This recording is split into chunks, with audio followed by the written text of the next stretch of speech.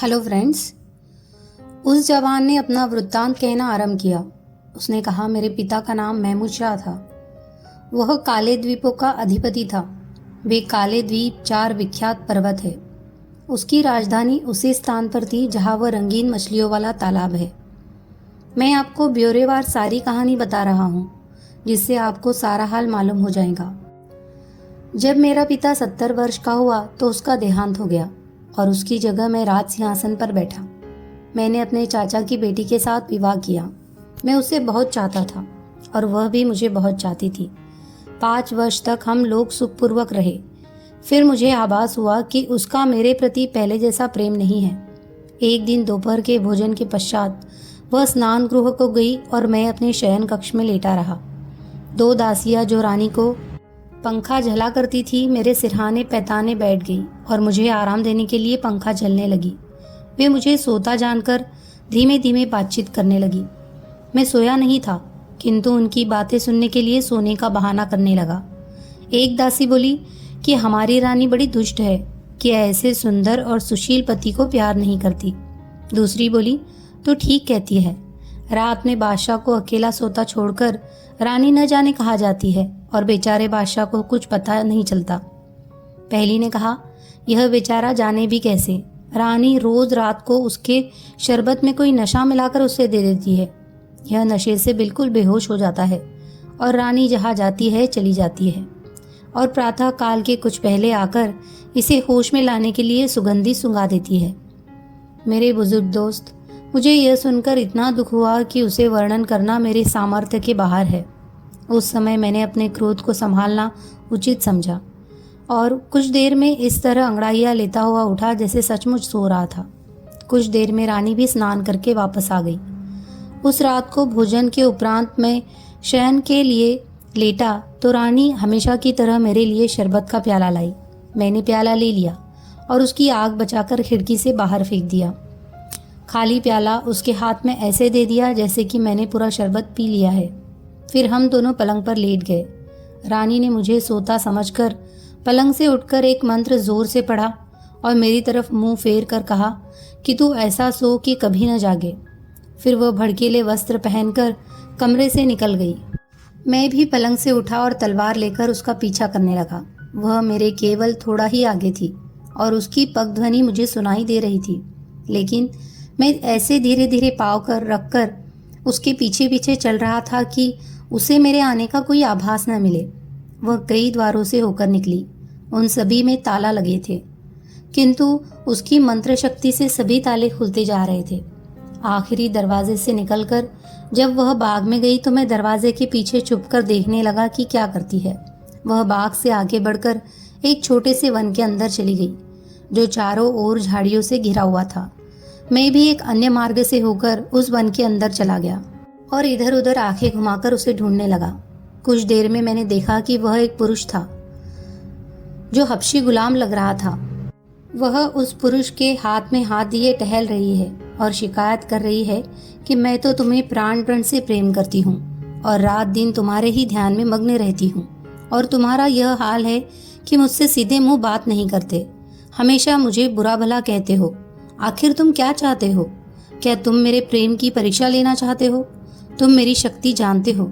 मेरे अंदर इतनी शक्ति है कि कहो तो सूर्योदय के पहले ही इन सारे महलों को भूमिगत कर दूं और यह सारा ठाट बाट बिल्कुल वीरान कर दूं और यहाँ भेड़ियों और उल्लुओं के अलावा कोई नहीं दिखाई दे, और जो पत्थर यहाँ महलों में लगे हैं वह काफ पर्वत पर वापस उड़कर चले जाए।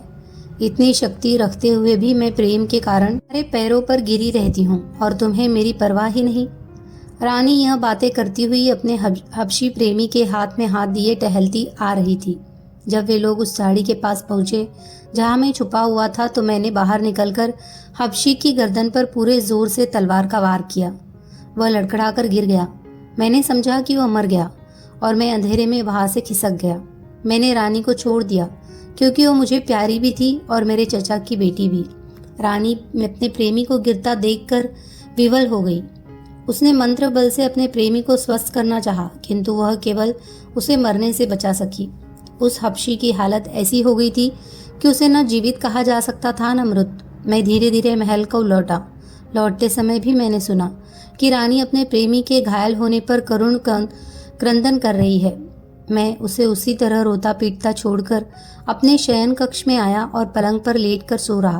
प्रातःकाल जागने पर मैंने रानी को फिर अपनी बगल में सोता पाया। यह स्पष्ट था कि वह वास्तव में सो नहीं रही थी, केवल सोने का बहाना कर रही थी।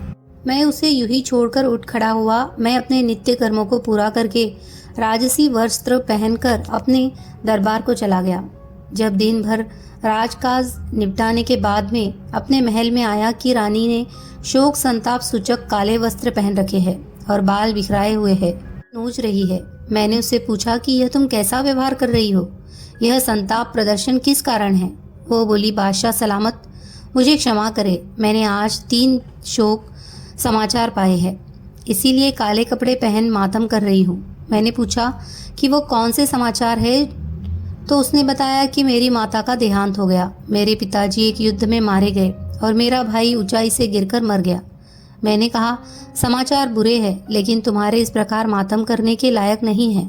फिर भी वे तुम्हारे संबंधी थे और तुम्हें उनकी मृत्यु का शोक होना ही चाहिए।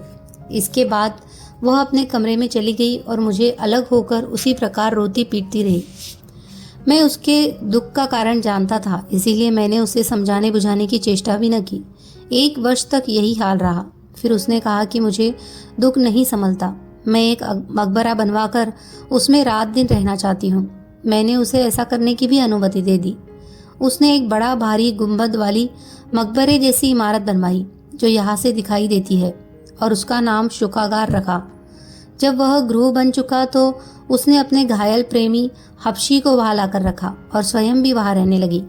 वह दिन में उसे एक बार कोई औषधि खिलाती थी और जादू मंत्र भी करती थी। फिर भी उसे ऐसा प्राणघातक घाव लगा था कि औषधि और मंत्रों के बल पर उसके केवल प्राण अटके हुए थे। वह न चल पाता था न बोल पाता था, सिर्फ रानी की ओर टुक टुक देखा करता था। रानी के प्रेम को जीवित रखने के लिए इतना ही यथेष्ट था। वह उससे घंटों प्रेम की बातें करके अपने चित्त को सांत्वना दिया करती थी। दिन में 2 बार उसके समीप जाती थी और देर रात तक उसके पास बैठी रहती थी। मैं जानता था कि वह क्या करती है, फिर भी सारे कार्यकलाप ऐसे साधारण रूप से करता रहा जैसे मुझे कोई बात विदित नहीं है। किंतु एक दिन मैं अपनी उत्सुकता नहीं रोक सका और मैंने जानना चाहा कि वह अपने प्रेमी के साथ क्या करती है। मैं उस मकबरे में ऐसी जगह छुपकर बैठ गया जहाँ से रानी और उसके प्रेमी की सारी बातें दिखाई सुनाई दे, लेकिन उनमें से कोई मुझे न देख सके। रानी अपने प्रेमी से कहने लगी कि इससे बड़ा दुर्भाग्य क्या हो सकता है कि मैं तुम्हें ऐसी विवशता की अवस्था में देखती हूँ। तुम सच मानो, तुम्हारी दशा देखकर मुझे इतना कष्ट होता है कि जितना स्वयं तुम्हें भी नहीं होता होगा। मेरे प्राण, मेरे जीवन धार, मैंने तुम्हारे सामने घंटों बैठी बातें करती हूँ और तुम मेरी एक बात का भी उत्तर नहीं देते। अगर तुम मुझसे एक बात भी करो तो मेरे चित्त को बड़ा धैर्य मिले, बल्कि मुझे बड़ी प्रसन्नता हो। खैर, मैं तो तुम्हें देखकर ही धैर्य धारण किए रहती हूँ। रानी इसी प्रकार अपने प्रेमी के सम्मुख बैठकर प्रलाप करती रही। मुझ मूर्ख से अपने रानी की यह दशा न देखी गई और उसका प्रेम मेरे हृदय में फिर उमड़ आया। मैं चुपचाप अपने महल में आ गया। कुछ देर में वह किसी काम से महल में आई तो मैंने कहा कि अब तुमने अपने सगे संबंधियों के प्रति बहुत शोक व्यक्त कर लिया, अब साधारण रूप से रानी जैसा जीवन बिताओ। वह रोकर कहने लगी कि बादशाह सलामत, मुझसे यह करने के लिए न कहे। मैं उसे जितना समझाता बुझाता था उतना ही उसका रोना पीटना बढ़ता जाता था। मैंने उसे उसके हाल पर छोड़ दिया। वह इसी अवस्था में 2 वर्ष और रही। मैं एक बार फिर शोकागार में गया कि रानी और हबशी का हाल देखो। मैं फिर छुपकर बैठ गया और सुनने लगा। रानी कह रही थी कि प्यारे, अब तो 2 वर्ष बीत गए और 3रा वर्ष लग गया है। तुमने मुझसे एक बात भी नहीं की। मेरे रोने चिल्लाने और विलाप करने का तुम्हारे हृदय पर कोई प्रभाव नहीं होता। जान पड़ता है कि तुम मुझे बात करने के योग्य नहीं समझते, इसीलिए तुम अब मुझे देखकर आंखें भी बंद कर लेते हो। मेरे प्राण प्रिय, एक बार आंखें खोलकर मुझे देखो तो मैं तुम्हारे प्रेम में कितनी विवल हो रही हूँ। रानी की यह बातें सुनकर मेरे तन बदन में आग लग गई। मैं उस मकबरे से बाहर निकल आया और गुंबद की तरफ मुंह करके कहा, ओ गुंबद, तू इस स्त्री और उसके प्रेमी को जो मनुष्य रूपी राक्षस है निगल क्यों नहीं जाता? मेरी आवाज़ सुनकर मेरी रानी, जो अपने हबशी प्रेमी के पास बैठी थी, क्रोधान्ध होकर निकल आई और मेरे समीप आकर बोली, अभागे, दुष्ट, तेरे कारण ही मुझे वर्षों से शोक ने जकड़ रखा है। तेरे ही कारण मेरे प्रिय की ऐसी दयनीय दशा हो गई और वह इतनी लंबी अवधि से घायल पड़ा है। मैंने कहा, हाँ, मैंने ही इस कुकर्मी राक्षस को मारा है। यह इसी योग्य था और तू भी इस योग्य नहीं कि जीवित रहे, क्योंकि तूने मेरी सारी इज्जत मिट्टी में मिला दी है। यह कहकर मैंने तलवार खींच ली और चाहा कि रानी की हत्या कर दूं, किंतु उसने कुछ ऐसा जादू किया कि मेरा हाथ उठ ही न सका। फिर उसने धीरे धीरे कोई मंत्र पढ़ना आरंभ किया, जिसे मैं बिल्कुल न समझ पाया। मंत्र पढ़ने के बाद वह बोली, अब मेरे मंत्र की शक्ति देख। मैं आज्ञा देती हूँ कि तू कमर से ऊपर जीवित मनुष्य रहे और कमर से नीचे पत्थर बन जा। उसके ये कहते ही मैं वैसा ही बन गया जैसा उसने कहा था, अर्थात मैं न जीवित लोगों में रहा न मृतकों में। फिर उसने शोकागार से उठवाकर मुझे इस जगह लाकर रख दिया। उसने मेरे नगर को तालाब बना दिया और वहाँ एक भी मनुष्य नहीं रहने दिया। मेरे सभी दरबारी प्रजाजन मेरे प्रति निष्ठा रखते थे, अतएव उसने उन सबको अपने जादू से मछलियों में बदल दिया। इनमें जो सफ़ेद रंग की मछलियाँ हैं वे मुसलमान हैं, लाल रंग वाली अग्नि पूजक, काली मछलियाँ ईसाई और पीले रंग वाली यहूदी है। मैं जिन 4 काले द्वीपों का नरेश था, उन्हें उस स्त्री ने 4 पहाड़ियां बनाकर तालाब के चारों ओर स्थापित कर दिया। मेरे देश को उजाड़ और मुझे आधा पत्थर का बनाकर भी उसका क्रोध शांत नहीं हुआ। वो यहाँ रोज आती है और मेरे कंधों और पीठ पर 100 कोड़े इतने जोर से मारती है कि हर चोट पर मेरे खून छलछला आता है। फिर वह बकरी के बालों की बनी एक खुरदरी काली कमली मेरे कंधों की ओर पीठ पर डालती है और उसके ऊपर सोने की तारकशी वाला भारी लबादा डालती है। यह वस्त्र वह मेरे सम्मान के लिए नहीं बल्कि मुझे पीड़ा पहुंचाने के लिए करती है और मेरा मजाक उड़ाकर कहती है कि दुष्ट, तू 4 द्वीपों का बादशाह है, फिर भी अपने को इस अपमान और दुर्दशा से क्यों नहीं बचाता। शहरजाद ने कहानी जारी रखते हुए कहा कि इतना वृत्तांत बताने के बाद काले द्वीपों के बादशाह ने दोनों हाथ आकाश की ओर उठाए और बोला, हे सर्वशक्तिमान परमात्मा, हे समस्त विश्व के सिरजनहार, यदि तेरी प्रसन्नता इसी में है कि मुझ पर इसी प्रकार अन्याय और अत्याचार हुआ करे, तो मैं इस बात को भी प्रसन्नता से सहूंगा। मैं हर हालत में तुझे धन्यवाद दूंगा। मुझे तेरी दयालुता और न्यायप्रियता से पूर्ण आशा है कि तू एक न एक दिन मुझे इस दारुण दुख से अवश्य छुड़ाएगा। वहां आने वाले खोजकर्ता बादशाह ने जब यह सारी कहानी सुनी तो उसे बड़ा दुख हुआ और वह विचार करने लगा कि इस निर्दोष जवान बादशाह का दुख कैसे दूर किया जाए और उसकी कुल्टा रानी को कैसे दंड दिया जाए। उसने उससे पूछा कि तुम्हारी निर्लज्ज रानी कहाँ रहती है और उसका अभागा प्रेमी जिसके पास वह रोज जाती है किस स्थान पर पड़ा हुआ है। जवान बादशाह ने उससे कहा कि मैंने आपको पहले ही बताया था कि वह उस शोकागार में रखा गया है जिस पर एक गुंबद बना हुआ है। उस शोकागार को एक रास्ता इस कमरे से नीचे होकर भी है जहाँ इस समय हम लोग हैं। वह जादूगरनी कहाँ रहती है यह बात मुझे ज्ञात नहीं है, किंतु प्रति दिवस प्रातःकाल वह मेरे पास मुझे दंड देने के लिए आती है और मेरी मारपीट करने के बाद फिर अपने प्रेमी के पास जाकर उसे कोई अरक पिलाती है जिससे वह जीवित बना रहता है। आगंतुक बादशाह ने कहा, वास्तव में तुमसे अधिक दया योग्य व्यक्ति नहीं होगा। जीवन वृत्त तो ऐसा है कि इसे इतिहास में लिखकर अमिट कर दिया जाए।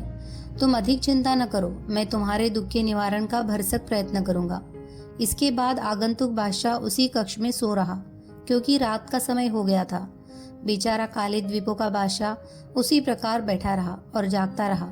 स्त्री के जादू ने उसे लेटने और सोने के योग्य ही नहीं रखा था। दूसरे दिन तड़के ही आगंतुक बादशाह गुप्त मार्ग से शोकागार में प्रविष्ट हो गया। शोकागार में सैकड़ों स्वर्ण दीपक जल रहे थे। वह ऐसा सजा हुआ था कि बादशाह को अत्यंत आश्चर्य हुआ। फिर वह उस स्थान पर गया जहाँ घायल अवस्था में रानी का हबशी प्रेमी पड़ा हुआ था। वहां जाकर उसने तलवार का ऐसा हाथ मारा कि वह अधमरा आदमी तुरंत मर गया। बादशाह ने उसका शव घसीटकर पिछवाड़े बने हुए एक कुएं में डाल दिया और शोकागार में वापस आकर नंगी तलवार अपने पास छुपाकर उस हबशी की जगह खुद लेटा रहा ताकि रानी के आने पर उसे मार सके। थोड़ी देर में जादूगरनी उसी भवन में पहुंची जहां काले द्वीपों का बादशाह पड़ा हुआ था। उसने उसे इस बेदर्दी से मारना शुरू किया कि सारी इमारतें उसकी चीख पुकार आर्तनाद से गूंजने लगी। वह चिल्ला चिल्लाकर हाथ रोकने और दया करने की प्रार्थना करता रहा, किंतु वह दुष्ट उसे बगैर 100 कोड़े मारे न रही। इसके बाद सदा की भांति उस पर खुरदरी कमली और उसके ऊपर जरी का भारी लबादा डालकर शोकागार में आई और बादशाह के सम्मुख, जिसे वह अपना प्रेमी समझी थी, बैठकर विरह व्यथा करने लगी। वह बोली, प्रियतम, मैं कितनी अभागी हूँ कि तुझे प्राण से चाहती हूँ और तू है मुझसे तनिक भी प्रेम नहीं करता। मेरा दिन रात चैन हराम है। तू अपने कष्टों का कारण मुझे ही समझा करता है।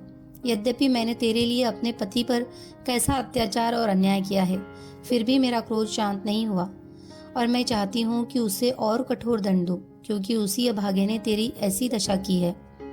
लेकिन तू तो मुझसे कुछ कहता ही नहीं, हमेशा होठ सिए रहता है। शायद तू चाहता है कि अपनी चुप्पी से ही मुझे इतना व्यथित कर दे कि मैं तड़प कर मर जाऊं।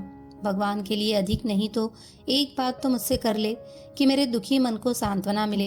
बादशाह ने उनिंदे स्वर में कहा, ला हौल वला कुव्वत इल्ला बिल्लाहिल वलीहिल अज़ीम। सर्वोच्च और महान परमात्मा के अलावा कोई न शक्तिमान है न डरने के योग्य। बादशाह ने घृणापूर्वक यह आयत पढ़ी, क्योंकि इस्लामी विश्वास के अनुसार इस आयत को पढ़ने से शैतान भाग जाता है। किंतु रानी के लिए कुछ भी सुनना सुखद आश्चर्य था। वो बोली कि प्यारे, यह सचमुच तू बोला था कि मुझे कुछ धोखा हुआ है? बादशाह ने हबशियों से स्वर में घृणापूर्वक कहा, तुम इस योग्य नहीं हो कि मैं तुमसे बात करूं या तुम्हारे किसी प्रश्न का उत्तर दूं। रानी बोली, प्राण प्रिय, मुझसे ऐसा क्या अपराध हुआ है जो तुम ऐसा कह रहे हो? बादशाह ने कहा, तुम बहुत जिद्दी हो, किसी की नहीं सुनती, इसीलिए मैंने कुछ नहीं कहा। अब पूछती हो तो कहता हूँ, तुम्हारे पति के रात दिन चिल्लाने से मेरी नींद हराम हो गई है। अगर उसकी चीख पुकार न होती तो मैं कब का अच्छा हो गया होता और खूब बातचीत कर पाता। लेकिन तूने एक तो उसे आधा पत्थर का बना दिया है और फिर उसे रोज इतना मारा भी करती है। वह कभी सो नहीं पाता और रात दिन रोया और कराहा करता है और मेरी नींद भी नहीं लगने देता। अब तो खुद ही बता कि क्या तुझसे बोलूं और क्या बात करूं। जादूगरनी ने कहा कि तुम क्या यह चाहते हो कि मैं उसे मारना बंद कर दूं और उसे पहले जैसी स्थिति में ले आऊं? अगर तुम्हारी खुशी इसी में है तो मैं अभी ऐसा कर सकती हूँ। हबशी बने हुए बादशाह ने कहा कि मैं सचमुच यही चाहता हूँ कि तू इसी समय जाकर उसे दुख से पूरी तरह छुड़ा दे, ताकि उसकी चीख पुकार से मेरे आराम में विघ्न न पड़े। रानी ने शोकागार के एक कक्ष में जाकर एक प्याले में पानी लेकर उस पर कुछ मंत्र फूका कि वह उबलने लगा। फिर वह उस कक्ष में गई जहाँ उसका पति था और उस पर वह पानी छिड़क कर बोली, यदि परमेश्वर तुझसे अत्यंत प्रसन्न है और उसने तुझे ऐसा ही पैदा किया है तो इसी सूरत में रह, किंतु यदि तेरा स्वाभाविक रूप यह नहीं है तो मेरे जादू से अपना पूर्व रूप प्राप्त कर ले। रानी के यह कहते ही वह बादशाह अपने असली रूप में आ गया और प्रसन्न होकर उठ खड़ा हुआ। रानी ने कहा कि तू खैरियत चाहता है तो फौरन यहाँ से भाग जा, फिर कभी यहाँ आया तो जान से मार दूंगी। वह बेचारा चुपचाप निकल गया और एक इमारत में छुपकर देखने लगा कि क्या होता है। रानी वहां से फिर शोकागार में आई और हबशी बने हुए बादशाह से बोली कि जो तुम चाहते थे वो मैंने कर दिया, अब तुम उठ बैठो जैसा जिससे मुझे चैन मिले। बादशाह हबशियों जैसे स्वर में बोला, तुमने जो कुछ किया है उससे मुझे आराम तो मिला है, लेकिन पूरा आराम नहीं। तुम्हारा अत्याचार अभी पूरी तरह से दूर नहीं हुआ है और मेरा चैन अभी पूरा नहीं लौटा है। तुमने सारे नगर को उजाड़ रखा है और उसके निवासियों को मछली बना दिया है। हर रोज आधी रात को सारी मछलियां पानी से सिर निकाल कर हम दोनों को कोसा करती है। इसी कारण मैं निरोग नहीं हो पाता। तुम पहले शहर और उसके निवासियों को पहले जैसा बना दो, फिर मुझसे बात करो। यह करने के बाद तुम अपनी बाह का सहारा देकर मुझे उठाना। रानी इस बात पर भी तुरंत राजी हो गई। वह तालाब के किनारे गई और थोड़ा सा अभिमंत्रित जल उस तालाब पर छिड़क दिया। इससे वे सारी मछलियां नर नारी बन गई और तालाब की जगह सड़कों, मकानों और दुकानों से भरा नगर बन गया।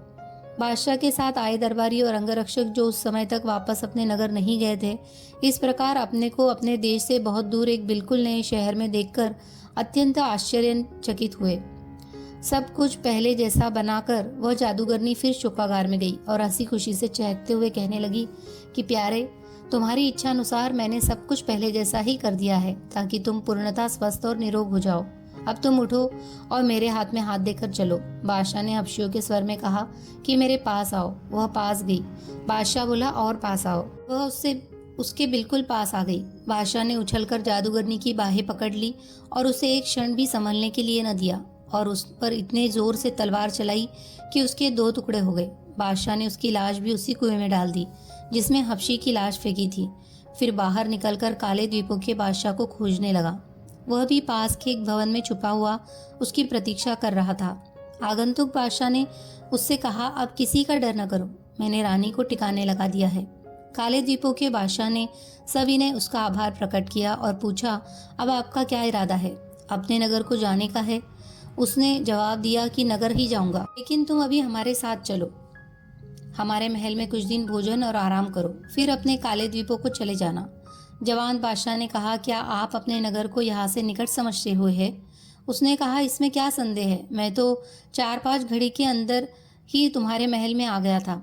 काले द्वीपों के बादशाह ने कहा, आपका देश यहाँ से पूरे 1 वर्ष की राह पर है। उस जादूगरनी ने अपने मंत्र बल से मेरे देश को आपके देश के निकट पहुंचा दिया था। अब मेरा देश फिर अपनी जगह पर वापस आ गया है। आगंतुक बादशाह को कुछ चिंता हुई। काले द्वीपों के बादशाह ने कहा, यह दूरी और निकटता कुछ बात नहीं है, मैं आपके उपकार से जीवन भर उऋण नहीं हो सकता। आगंतुक बादशाह अब भी चकराया हुआ था कि अपने देश से इतनी दूर कैसे पहुंच गया। काले द्वीपों के बादशाह ने कहा कि आपको इतना आश्चर्य क्यों हो रहा है, आप तो स्त्री की जादू की शक्ति स्वयं ही देख चुके हैं। आगंतुक बादशाह ने कहा कि खैर, अगर दोनों देशों में इतनी दूरी है तो तुम मेरे देश न जाना चाहो तो न चलो, लेकिन मेरे कोई पुत्र नहीं है, इसीलिए मैं चाहता हूँ कि मैं तुम्हें अपने देश का युवराज भी बना दूं, ताकि मेरे मरणोपरांत मेरे राज को भी तुम संभालो। काले द्वीपों के बादशाह ने यह स्वीकार कर लिया और 3 सप्ताह की तैयारी के बाद सेना और कोष का प्रबंध करके आगंतुक बादशाह के साथ उसकी राजधानी के लिए उसके साथ रवाना हुआ। उसने 100 ऊँटों पर भेंट की बहुमूल्य वस्तुएं लदवाई और अपने 50 विश्वस्त सामंतों और भेंट का सामान लेकर आगंतुक बादशाह के साथ उसकी राजधानी की ओर रवाना हुआ। जब उस बादशाह की राजधानी कुछ दिन की राह पर रह गई तो हरकारे भेज दिए गए कि बादशाह ने पुनरागमन का निवास उसके भृत्यों और नगरवासियों को दे दे। जब वह अपने नगर के निकट पहुंचा तो उसके सारे सरदार और दरबारी उसके स्वागत को नगर के बाहर आए और बादशाह की वापसी पर भगवान को धन्यवाद देने के बाद बताया कि राज्य में सब कुशल है। नगर में पहुंचने पर बादशाह का नगर निवासियों ने हार्दिक स्वागत किया। बादशाह ने पूरा हाल कहकर काले द्वीपों के बादशाह को अपना युवराज बनाने की घोषणा की और 2 दिन बाद उसे समारोह पूर्वक युवराज बना दिया और सामंतों दरबारियों ने युवराज को भेंट दी। कुछ दिन बाद बादशाह और युवराज में मछुआरे को बुलाकर उसे अपार धन दिया, क्योंकि उसी के कारण युवराज का कष्ट कटा था।